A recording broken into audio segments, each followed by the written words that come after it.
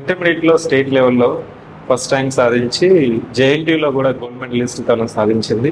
ప్రతి ఒక్కరు ఏం చేస్తుంటారంటే మంచి జాబ్ జాయిన్ అయ్యి లేకపోతే ఐఐటీస్లోనో లేకపోతే ఫారిన్లోనో ఎంఎస్ చేసుకొని అలా టెక్నికల్ సైడ్ వెళ్ళడం అది మంచి పద్ధతి కాదని చెప్పలేము. కానీ సివిల్స్ ఇంజనీరింగ్ అయిపోయిన తర్వాత మళ్ళీ సివిల్స్ ప్రిపేర్ అవ్వాలి, గ్రూప్స్ ప్రిపేర్ అవ్వాలి అనే ఒక డిటర్మినేషన్ అనేది it's very risky decision at that time.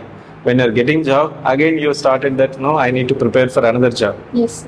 That's a very motivating factor. At that time, మీకు రోల్ మోడల్ ఎవరు? సార్ నాకు చిన్నప్పటి నుండి ఎట్లా అంటే మా పేరెంట్స్ కానీ నేను కానీ we have grown up seeing the people's problems అట్లా అంతా.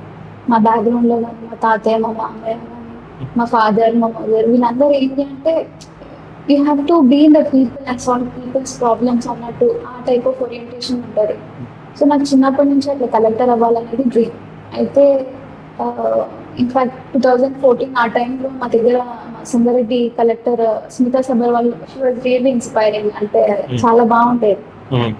తర్వాత అనుదీప్ సార్ కానీ చూసినప్పుడు కానీ ఇవన్నీ ఏంటి అంటే moulding hour personality to finally crack this exam అన్నట్టు అట్లా అయింది.